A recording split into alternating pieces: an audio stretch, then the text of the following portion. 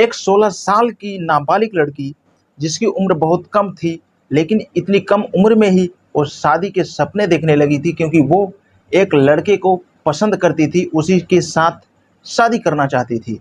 लेकिन जो उसका प्रेमी था, वो जब एक रोज़ अपने प्रेमी से मिलती है और उसके साथ शारीरिक संबंध बनाती है, तो उसी बीच प्रेमी अपने 8 दोस्तों को लेके आता है और उसके सामने खड़ा कर देता है।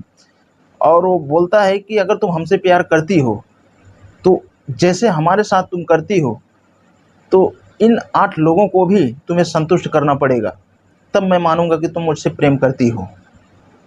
तो उस लड़की के साथ जो हैवानियत वो 8 लोग मिलके करते हैं, ये कहानी सुनकर आप दंग रह जाएँगे। तो बने रहिए आप इस पूरी स्टोरी में। मैं आपको इसको अच्छे से एक्सप्लेन करके सुनाऊँगा और आप जानेंगे इसका पूरा मामला क्या है। तो नमस्कार दोस्तों, मैं जेपी पाल, भोजपुरी, उत्तर प्रदेश, जिला जौनपुर से। होता कुछ यूँ है इस कहानी में, ये महाराष्ट्र पालघर की कहानी है। 19 दिसंबर शाम लगभग 7 बजे के टाइम की बात है।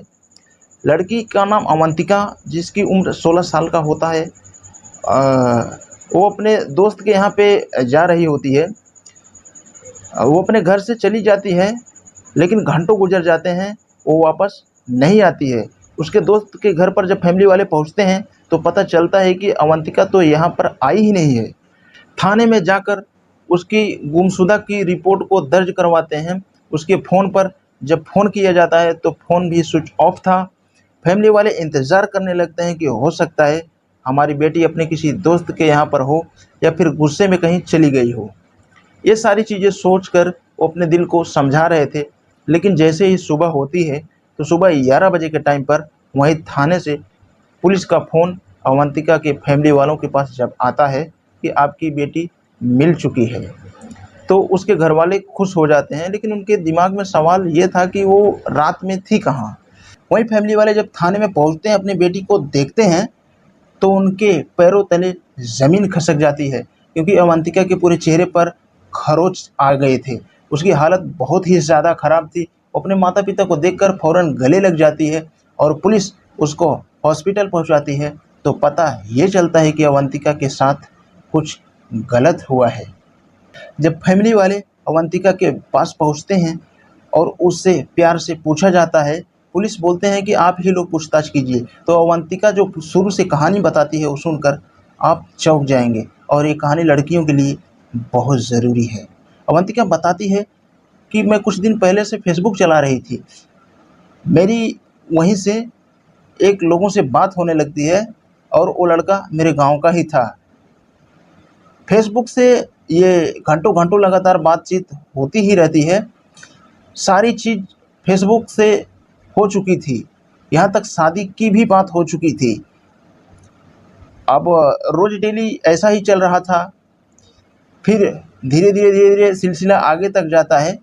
उसके बाद में वो एक दोनों से मिलते हैं, और मिलते मिलते क्या है कि वो दोनों लोग संबंध भी एक दूसरे से बनाने लगते हैं। उसी टाइम पे उसके मोबाइल पे एक फ़ोन आता है। वो उस फ़ोन को रिसीव करके बोलता है कि अंदर आ जाओ। और जब मैं देखती हूँ, तो उसके लगभग 8 दोस्त अंदर आ चुके थे। मैं पूछती हूँ कि ये सारे लोग क्यों आए हैं? तो उसमें से कुछ लड़के नशे में भी थे। तो वो बोलता है कि ये मेरे दोस्त हैं, ये भी तुम्हें बहुत पसंद करते हैं, कि मैं चाहता हूँ कि तुम इनके साथ भी संबंध बनाओ, जैसे मेरे साथ बनाती हो। तो वो ये इतना बात सुनती ही बेहोश जैसी हो जाती है। और वहाँ पर कुछ लड़के थे जिनके हाथों में शराब की बोतलें थी।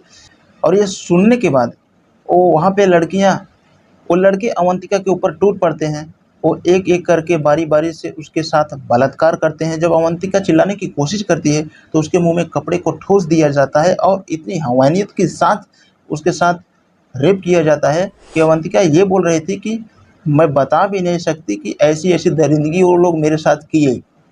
वो सारे लड़के एक ही साथ अवंतिका के ऊपर टूट गए थे, और अवंतिका अकेली थी, वो क्या कर सकती थी। और वो बोली कि पूरी रात मेरे साथ ड्रग्स भी दे के मेरे को मालूम भी नहीं था कि ये लोग मेरे साथ क्या क्या किए।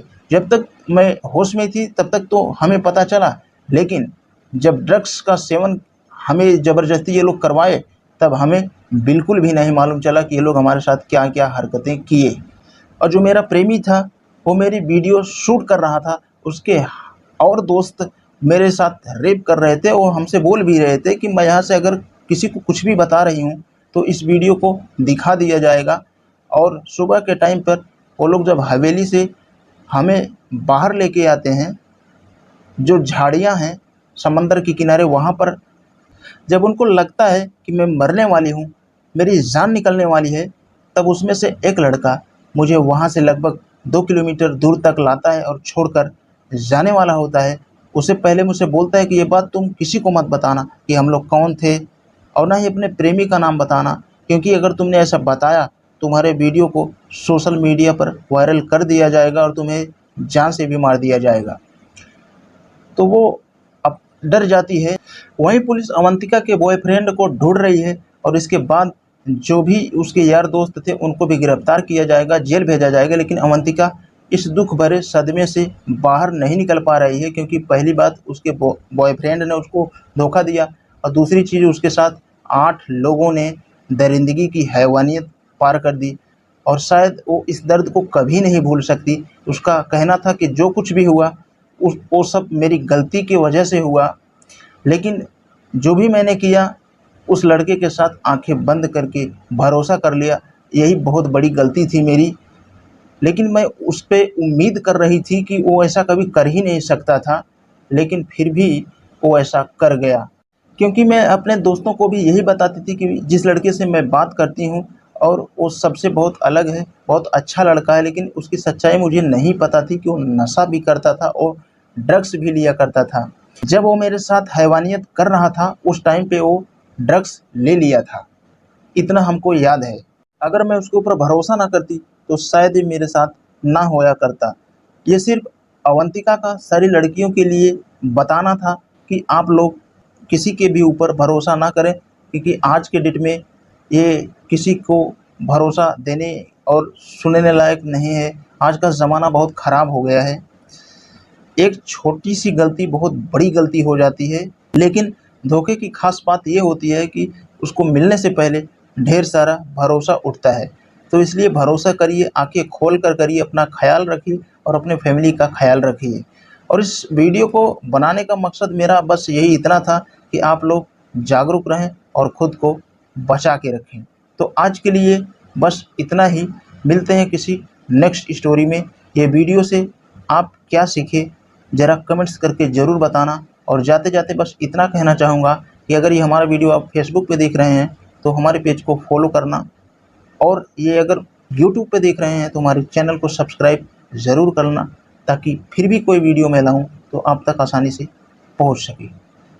तो आज के लिए बस इतना ही। मिलते हैं किसी नेक्स्ट वीडियो के साथ।